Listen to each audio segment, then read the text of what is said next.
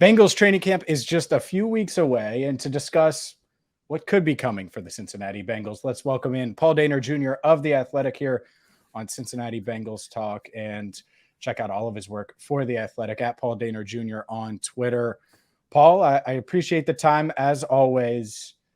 Let's ask I think the biggest question for the Bengals and anyone inside the Bengals organization is, when is the contract extension for the man that wore all white to Michael Rubin's hit party of the summer, Joe Burrow, that white party? I mean, I felt like an entertainment reporter covering this, and all the stars that were there, obviously Burrow among them. When is that extension going to get done, and how long will that extension be for? When are you going to make your Instagram post with your photos from the party? Because I hadn't seen that yet. Are you holding it back? Let everybody have their glory, and then you can share your photos from your time there and hanging out with Brady and Beyonce and stuff? You know what? Someone mentioned that, and I was like, oh, I wouldn't be like Burrow. I would be there well into the night. Yeah. I would have consumed a lot of the beverages. I'm sure he had a few, but not many. I'm sure I would have been the opposite, and it would have been much like some of those people waking up the next day like, man, best hangover ever. I'll keep an eye out for that. Don't hold back. Just feel free to go ahead and let it, when you're at those parties, just let's put it out there. Yeah, I mean, he's about to enter rarefied air in terms of the people he's hanging out with and the tax bracket. You know, you got to be able to hit a certain number, I think, just to get in that party. And I think Burrow's kind of like, everybody sees it. They're like, oh yeah, you're going to be in here. When is that? They've kept this so close to the vest, James, that I think we're under the expectation that it's going to kind of go down to a similar area that a lot of these things do. The beginning of training camp always seems to be when we see some of these things get done, because these guys, both sides, want to turn the focus to football, deadline spur action. If I was a betting man, that's where I would put it right now, is when it goes down.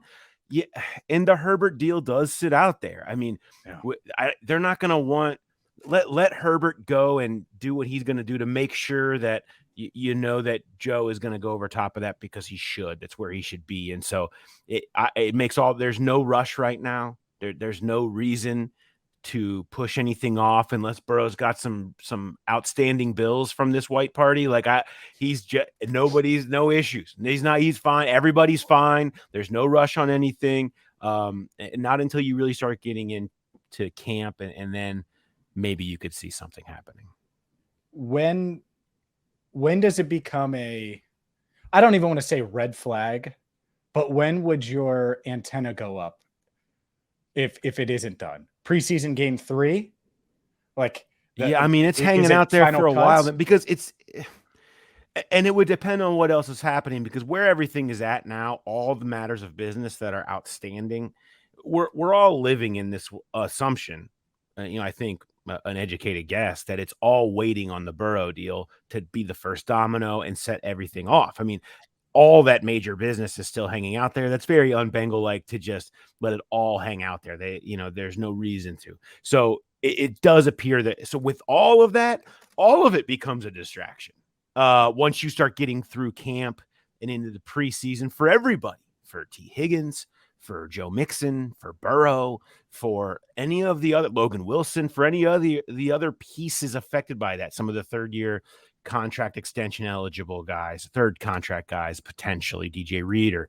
So all of that's connected. So the longer it all goes on, they've done a good job of not being distracted by this type of stuff and avoiding this type of stuff. And I'm not saying it would be, but it hangs out there. And for every day that it goes through camp, through preseason, closer to the season, it gets bigger. If they got through final cuts and we hadn't seen anything yet, and we're talking about game week, then the antenna's up, the flag is way up, saying what is going on here? Because once the season starts, these things end.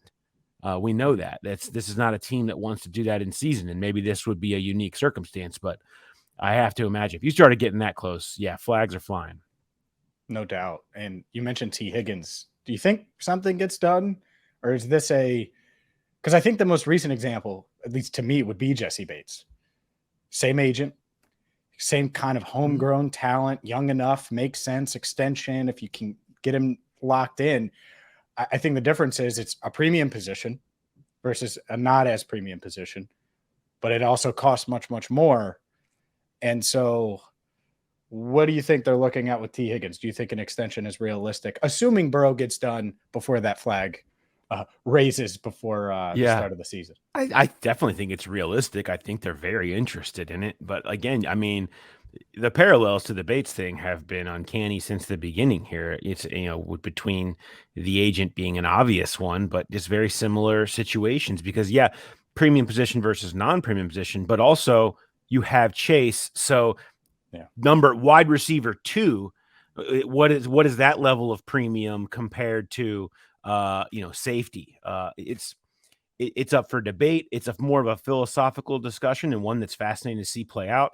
I keep coming back to the same thing. I mean, every move that we've kind of seen from them in terms of the way they handled free agency, the way they handled trying to re-sign their own guys, the way the balance sheet and the salary cap sits going forward, it appears they're wanting to do the big 3 together. It appears they want to go Burrow, Chase, Higgins, and say, this is who we got, come beat us for a long time.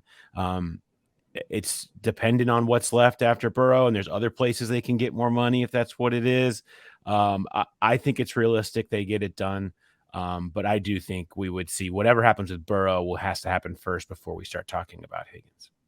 I want to talk about some of the other potential off-season moves, and you mentioned Joe Mixon, and I want to get to him. But before that, offensive line has been such a topic for this team, for us, for years. And it probably will be this year, even if they're good or the best it's been since 2015, which is, I think, sort of the expectation in the building.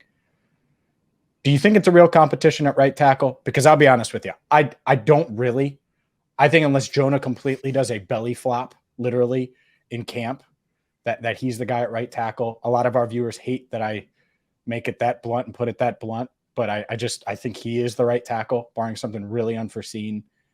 Am I way off on that? How do you feel about that competition that Zach, as he phrased it? Yeah, I think I did a mailbag where I had to handicap by percentages, and I think I had him at like 75% chance of being the starter day one. I think they are going to give him every opportunity to prove he can easily transition over to right tackle. He's clearly the most reliable of anybody in that group in terms of his history of what he's done. I mean, let's not act like Jackson Carman isn't trying to play a position he hasn't played either. You've got 2 guys that haven't played right tackle. I mean, Carman being an inside guy, you haven't really seen him do that. So Jonah's moving over too. I think it's him.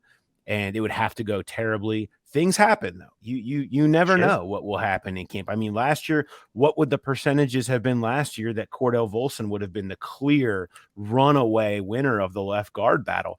I guarantee you it wasn't a huge number for any of us at this point in time last year. So things can happen. But, I mean, I think their vision is clear. Jonah Williams is the right tackle, and we know what the other 4 are. La'el Collins, do you think he's on the roster? I have found this to be a really fascinating concept, and one that I've done a lot of diving into. And I do think he's on the roster. I think he starts the year on PUP.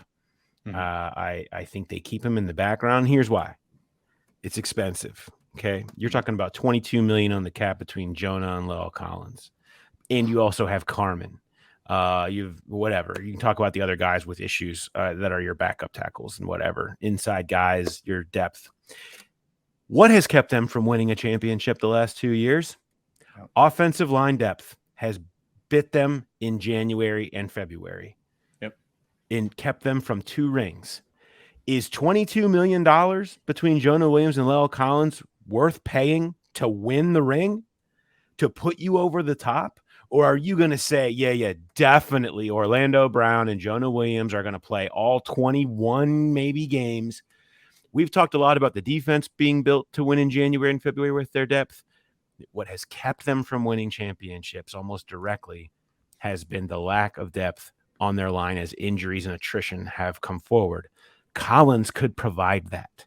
He's a guy that's played. He's a guy that likes the big moment. He's got pride. You could count on him to come in there. They won a 10-game win streak with him as a main guy at right tackle last year, and he was playing pretty well by the end of it, even though he had his problems over the course of the year. Having that in your back pocket could prove massive for a team that has plans to play games 18, 19, 20, 21. Yeah, I agree with you. I think unless you know for like exactly what you're going to do with that money or that space. Yeah. Having that extra what are you using it tackle. On? Then let's have that conversation, right? It's Orlando Brown insurance too, because Jonah could just move to left tackle. Move right back to left, and you have Collins right back at right. And you liked that. That's not a problematic 5 either. You liked that last year. You were winning games, and the line was playing great last year with those 5. It was when the attrition occurred was when things happened. You can buy yourself an injury at either tackle position and be able to withstand it and still play at a very high level. When you start having multiple and you lose a guard and then you lose a tackle. Well, now now you have a whole side. If you can just have one that you're trying to plug, you can plan around. But when you have multiple, it starts to hurt you. And insurance for that can go a long way. As crazy as it is, that my opinion has flipped on that dramatically since the beginning of the offseason. How could you pay those $22 million, right? You got to have other options than that. But now I sit and you really start to sit and think of it, and they're in such a good spot financially. We'll see what comes of these deals, but like that could be your luxury item. The result of the Burrow contract being at your advantage against the cap this year. That's your luxury item is offensive line depth. Well, good, because that's the reason you didn't win the last 2 years. And just to call back to a conversation we had before we started this interview, it don't mean a thing, Paul Dehner, if you don't get the ring. Got to get the ring. That said, I want to go to Joe Mixon and bring up Joe Mixon here because, this is the biggest topic, the most ugly, rude, mean topic on social media. I mean, I've been deemed a Mixon hater. People think that I hate Joe Mixon, even though I remember him when he got drafted and understood it then and understood, I've covered him for a long time, as you've covered him every year of his career. That said, I personally still feel like I would be still a bit surprised if they brought him back at that number. But who cares what I think? Our viewers have seen that. What do you think about Joe Mixon, the fact that he's still on the roster, the off-the-field stuff, which as of now, when we record this, is still unsettled, the cap number, all of those things, his future here in Cincinnati? Do you remember, and you may have even been in Cleveland for this, remember a few years ago, there was somebody who said, I'll eat a poop sandwich if something happens. It was in the Cleveland media. I was in Cincinnati. Do you remember this? But I remember that. It was ESPN Cleveland guy. Yes. He had to do it. He tweeted, I will eat the poop. Whenever it was happening. It's a funny tweet that me and Jim Ozarski still share that with each other all the time as a joke because it was happening at the time. I am not going to, because it's disgusting. But I'm as close to saying I would eat a poo sandwich with anything to saying that Joe Mixon would be the Bengals running back at $12.8 million, $10 million cash number this year. There's just no way. They're not going to keep Joe Mixon at $12.8 million against the cap when they're trying to do everything that they're trying to do. A restructure needs to be done. It needs to be figured out. They need to figure that out between both sides. Look what's happened to the running back market. Come on. Like you're just not going to live in that world that's a total outlier now. And you got guys like Aaron Jones taking $5 million cuts, Dalvin Cook's out of a job. All these, we know where that market has resettled at, and it ain't $12.8 million in cap and $10 million in cash. Not for Joe Mixon. That's not a rip on Joe Mixon necessarily. It's just a point out of what paying a running back should look like today. So no, that they're going to try to figure out an answer there that works for both sides. Both sides have to agree on that number. If they do, Joe Mixon will be here and he'll play a role just like Zach Taylor has talked about. And we've heard them say, if he doesn't, that's his choice. Yeah, that would be his choice to say, I'd rather go elsewhere. I can get more elsewhere, or it matters to me. I'm not going to have you degrade me with that offer and I'm going to leave. We've seen other running backs take cuts and understand it. We don't know how this will necessarily play out. We haven't even come to the tipping point of it yet, but I would be on the ground stunned if you had Joe Mixon at $12.8 million on your cap.